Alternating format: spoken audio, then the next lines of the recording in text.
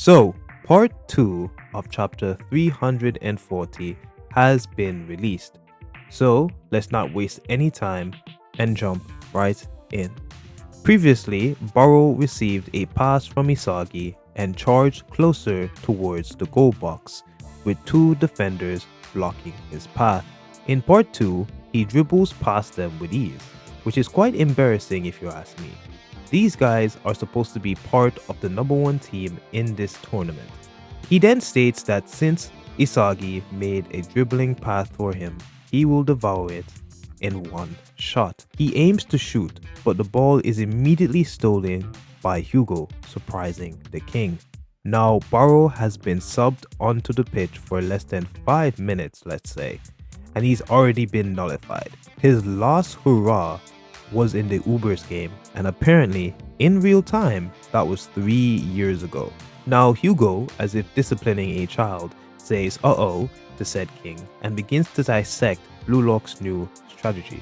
He states that Japan now operates offensively with Karasu at the center of it, allowing for Isagi and his collaborators to surprise them from behind. Mind you, this was a plan that Ego developed and spent so long discussing in halftime, and the fact that Hugo dissected it immediately shows that this man is not human. We then zone in on Hugo's eye design, and this may be a specific design for his Medivision, but who knows, as he says that they will give it a try too. And it's like I can already hear the boss music, as things constantly get from bad to worse for Blue Lock. Now, just like that, Loki and Charles dart forwards, and we see Rayo panicking, shouting from the depth of his lungs, announcing that France is conducting a forward pass counter.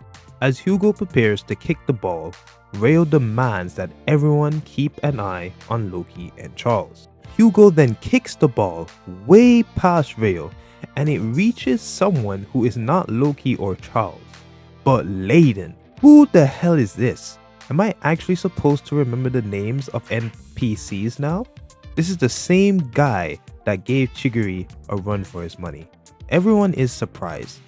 Karasu and Isagi cannot believe their eyes and join the club, man, because I can't believe my eyes too. Layden then rhetorically asks if they think Loki's is their only striker, and immediately he dribbles past Isagi.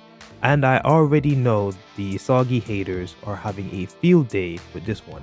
I saw someone on Reddit say that he belongs on the bench, and his performance in this game so far ain't helping his case. Nonetheless, Isagi realizes that since France saw that they clustered their defense in the center around Loki and Charles, Layden is racing up the side where they are short on players. Meanwhile, Henri is panicking, commenting on how easily France has countered their attack strategy. We then get a panel of both Hugo and Ego, in which the former and latter respectively state that if Blue Lock wants hyper offense, then they're going for hyper offense too. We then switch over to a double page spread that is insane to look at. I don't even know what I'm looking at.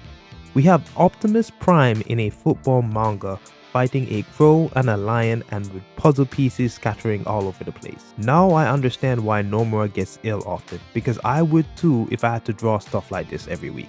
Now amongst this, we see Layden running towards Ryu, and Andre, as if she's seeing this robot monstrosity as well, is in awe at how incredible France is, understanding why they're considered the world's number one. France's coach, deadpan as ever, demands that they impale them, treating this game as if it's a death match or something.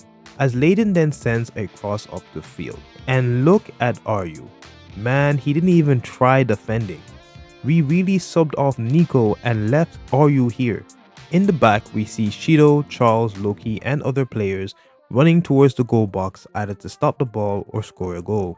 Ngagomaru notices how Layden did a shot-like pass that seems perfectly aimed to go in, but he can stop it. However, we see Loki jumping in the air attempting to do a header for the goal, and he gives Gagomaru the most devious smile I've ever seen. Now this is pure evil. Loki is like the definition of ego.